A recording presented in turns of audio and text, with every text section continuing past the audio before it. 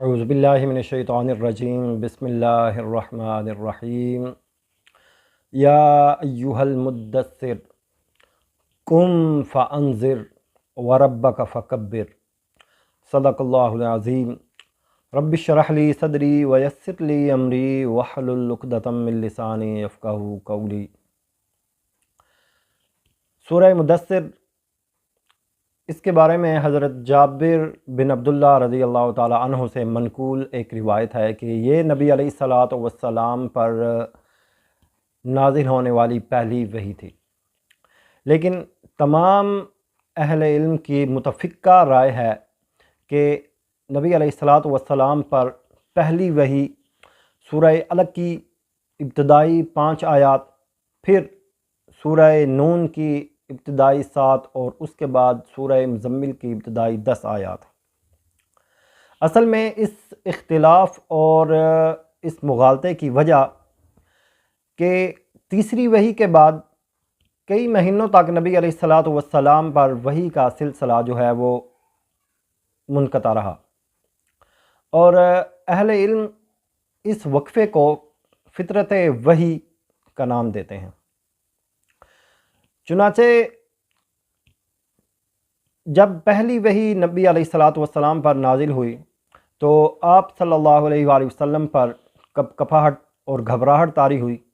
اسی صورتحال میں اپنے گھر کو لوٹے، اور جب ان کی زوجہ حضرت خدیجۃ الکبریٰ رضی اللہ تعالی عنہا انہوں نے ان کی یہ حالت دیکھی تو انہیں اپنے ایک چچا زاد بھائی ورقہ بن نوفل، جو کہ ایک عیسائی راہب تھے، ان کے پاس لے گئے۔ جب نبی علیہ الصلاۃ والسلام نے اپنی پوری جو واقعہ ان کو سنایا تو ورقہ بن نوفل نے کہا، کاش کہ میں اس وقت تک زندہ رہوں جب آپ کی قوم آپ کو نکال دے اور میں آپ کو پناہ دوں۔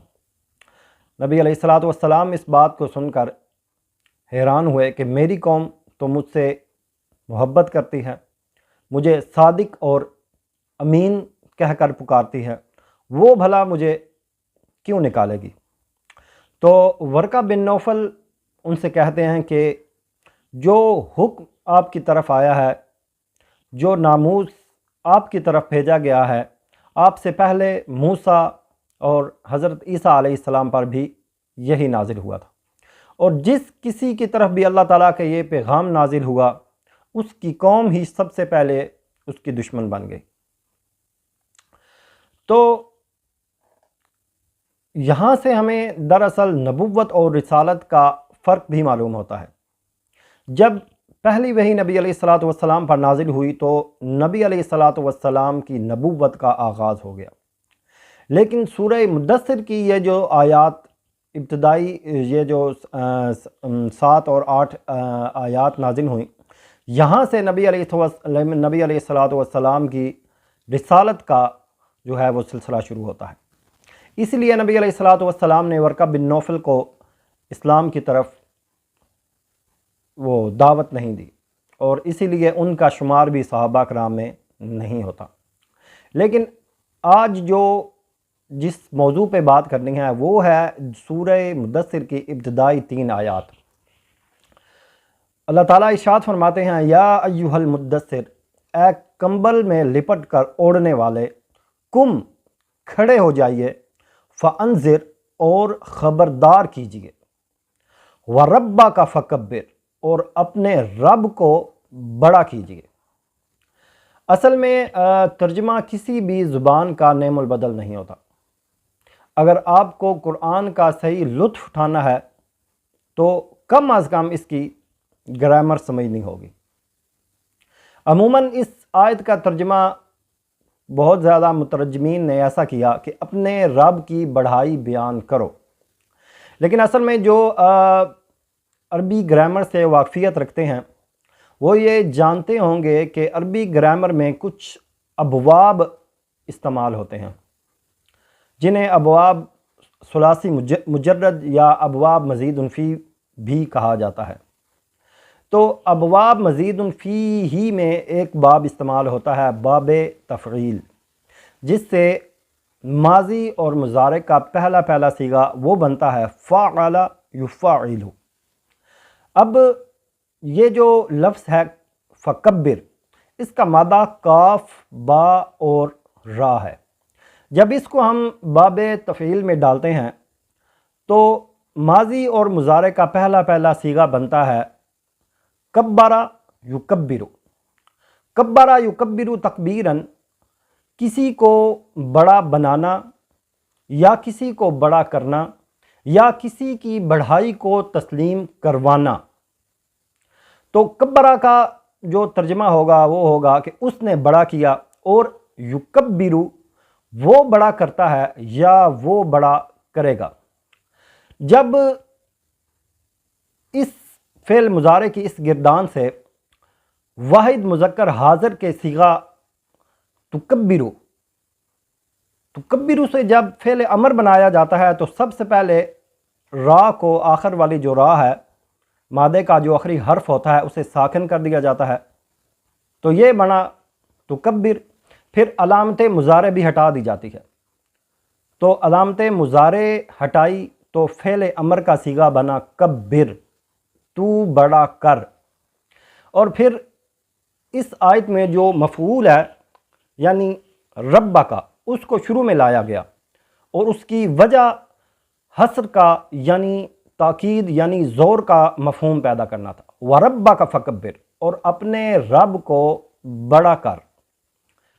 تو یہاں پر سوال یہ پیدا ہوتا ہے کہ جب اس کی حکومت بلا شرکت غیر ہے، اس کو کسی دست و بازو کی ضرورت نہیں، تو پھر یہ کیا حکم ہے؟ اس حکم سے کیا مراد ہے؟ اللہ تعالیٰ نبی علیہ الصلوۃ والسلام کو کیا حکم دینا چاہتے ہیں، اور ان سے کس کام کا تقاضا کیا جا رہا ہے؟ جب اتنی تاکید اور اتنا زور پیدا کیا جائے کہ اپنے رب کو بڑا کرو، تو اس کا یہ مفہوم تو نہیں ہو سکتا کہ اللہ اکبر کا نعرہ لگایا جائے اور باقی پھر جیسے آپ کی زندگی ہے، جیسے آپ کی مرضی، آپ اس کو گزارتے پھریں۔ اصل میں ان آیات سے پہلے جو سورہ مزمل ہے، ان میں اللہ تعالیٰ نے فرمایا تھا اِنَّا سَنُلْقِي عَلَيْكَ قَوْلًا ثَقِيلًا، یقیناً ہم آپ پر بہت بھاری بوجھ ڈالنے والے ہیں۔ تو وہ بوجھ کیا تھا؟ وہ رسالت کا بوجھ تھا، اور انہی آیات سے نبی علیہ الصلوۃ والسلام کی رسالت کا آغاز ہوا۔ اب ہمیں جاننا ہے کہ اس حکم کا اصل مفہوم کیا بنتا ہے۔ نبی علیہ الصلوۃ والسلام کی نبوت کے 23 سال انتہائی کٹھن، مشکلات سے بھرے اور امتحانات سے بھرپور تھے۔ جب آپ صلی اللہ علیہ وآلہ وسلم نے مکہ میں دعوت کا آغاز کیا تو سیرت آپ میں سے تقریباً ہر کوئی جانتا ہے، انہیں کس کس طرح کے حالات کا سامنا کرنا پڑا۔ لوگوں نے دیوانہ کہا، مجنون کہا اور جادوگر معاذ اللہ۔ پھر نبی علیہ الصلوۃ والسلام کی قتل کی سازشیں کرنے لگے، ان کو طرح طرح سے ستایا جانے لگا، انہیں دولت اور بادشاہت کی پیشکش بھی ہوتی رہی۔ پھر نبی علیہ الصلوۃ والسلام کے پورے خاندان کا جو بائیکاٹ شعب بن ہاشم کی محصوری 3 سال مسلسل ان کا بائیکاٹ ہوا، اور ایسے کٹھن 3 سال کہ اس گھاٹی میں جتنے بھی پتھر تھے وہ کھا لیے گئے، اور چمڑے کو ابال کر ان کا پانی بچوں کے حلق میں ٹپکایا جاتا۔ ایسے 3 سال۔ پھر نبی علیہ الصلوۃ والسلام کی انفرادی جو زندگی ہے، اس میں سب سے کٹھن اور مشکل ترین دن وہ طائف کا دن، جب نبی علیہ الصلوۃ والسلام پر طائف کی گلیوں میں کبھی آگے سے کبھی پیچھے سے پتھراؤ کیا گیا۔ نبی علیہ الصلوۃ والسلام کے جوتے مبارک خون سے بھر گئے۔ پھر نبی علیہ الصلوۃ والسلام کو مدینہ کی طرف ہجرت کرنی پڑی۔ پھر پے در پہ غزوات کا سلسلہ،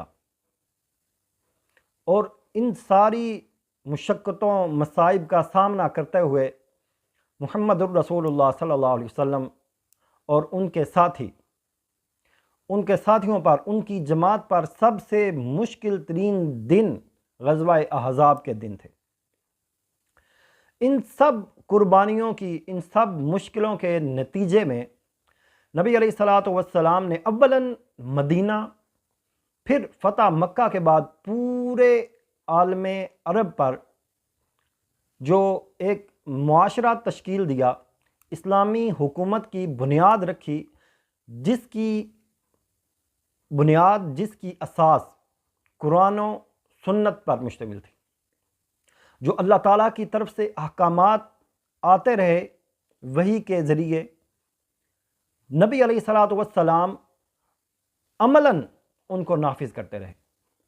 جب ایک ایسا معاشرہ قائم ہو گیا جس کی بنیاد قرآن و سنت پر قائم ہوگی، اللہ تعالیٰ کے احکامات پر قائم ہوگی، تب اس آیت کا جو مفہوم، اس آیت میں جو حکم اللہ تعالیٰ کو دیا گیا، اللہ تعالیٰ نے نبی علیہ الصلاۃ والسلام کو دیا تھا، نبی علیہ الصلاۃ والسلام نے وہ پورا فرمایا، اور عملاً اللہ تعالیٰ کے احکامات کو نافذ کر کے اللہ تعالیٰ کی بڑھائی ان مشرکین عرب پر بڑھائی، تسلیم کروائی۔ یہ دراصل اس آیت کا جو ہے صحیح مفہوم ہے۔ اب اس وضاحت سے آپ یہ بات تو سمجھ ہی گئے ہوں گے کہ یہ جو حکم دیا جا رہا ہے وَرَبَّكَ فَكَبِّرْ، اور اپنے رب کو بڑا کیجئے، اس کا مطلب کیا بنتا ہے؟ اس کا مطلب صرف اور صرف یہ ہے کہ جو احکام وحی کے ذریعے نازل ہوتے رہے، چاہے وہ زندگی کے کسی بھی گوشے سے تعلق رکھتے ہوں، کسی کی انفرادی زندگی کے متعلق ہوں، یا کسی معاشرے کی اجتماعی زندگی کے متعلق ہوں، جب ان پر اللہ تعالیٰ کا حکم نافذ ہو جاتا ہے، اللہ تعالیٰ کے احکامات کے مطابق فیصلے ہونے لگ پڑتے ہیں، تب یہ مفہوم بنتا ہے کہ اب آپ کا رب بڑا ہے۔ ظاہر ہے جس کا حکم بڑا ہوگا وہی بڑا ہوگا۔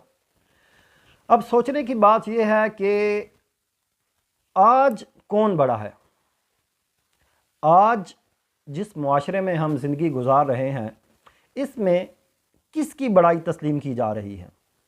اگر تو جواب قرآن و سنت ہے پھر تو ٹھیک ہے، لیکن اگر ایسا نہیں تو پھر اصل میں ساری گڑبڑ ہے، پھر ہمیں ہمارے ایمان کے لالے پڑ جانے چاہیے۔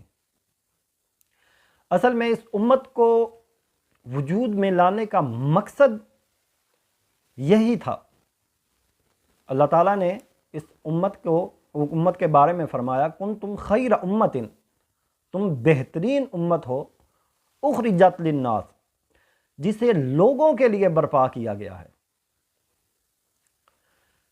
یہی مقصد بعثت محمدی صلی اللہ علیہ وسلم تھا، اسی پر اصحابہ کرام کاربند رہے، اور یہی مقصد اس امت کو وجود میں لانے کا بھی تھا اور ہے بھی۔ پچھلے دنوں جب پاکستان میں ڈاکٹر ذاکر نائک وہ تشریف لائے ہوئے تھے، تو ایک ہماری اسلامی بہن نے سوال کیا تھا کہ کیا وجہ ہے کہ قرآن میں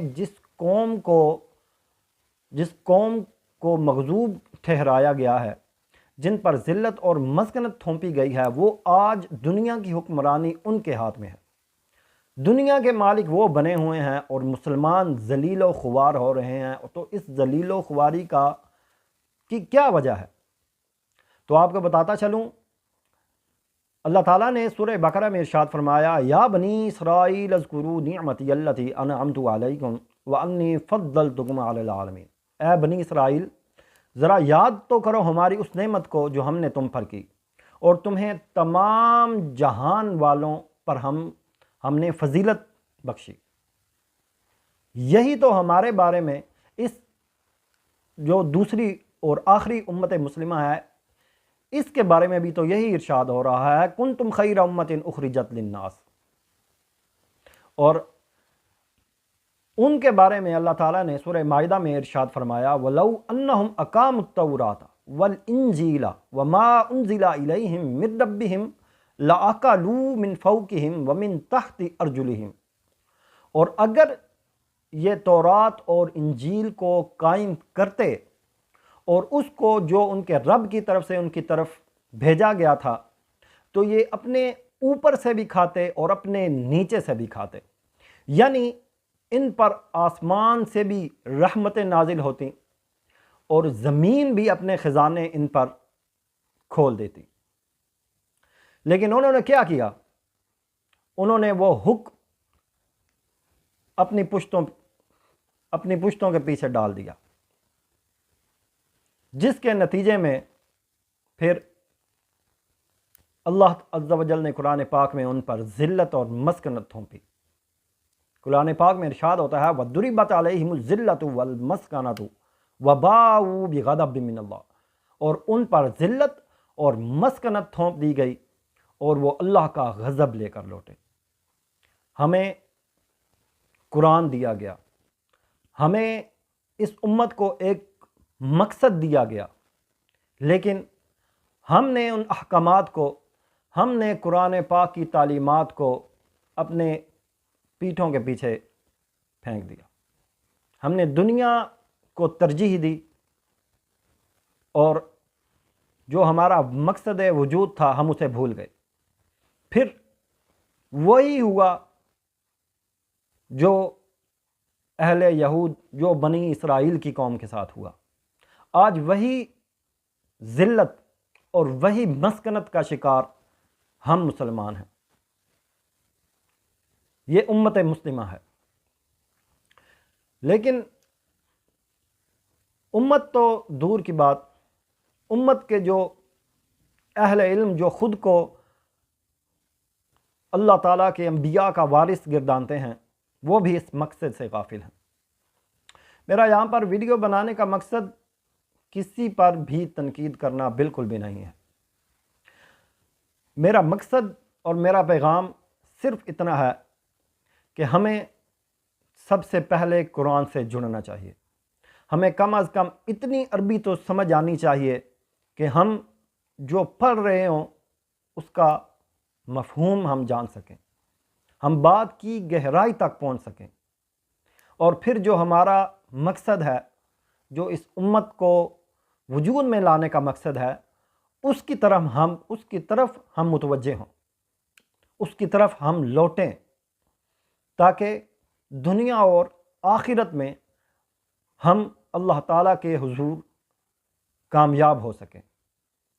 تو اللہ تعالیٰ سے دعا ہے کہ آپ کے اور میرے علم میں اللہ تعالیٰ برکتیں فرمائے، اور ہمیں اپنا مقصد یاد کرنے، یاد رکھنے اور اس کے لیے جد و جہد اور تگ و دو کرنے کی اللہ تعالیٰ توفیق عطا فرمائے۔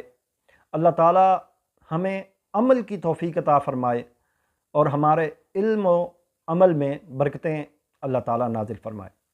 وما علینا الا البلاغ المبین۔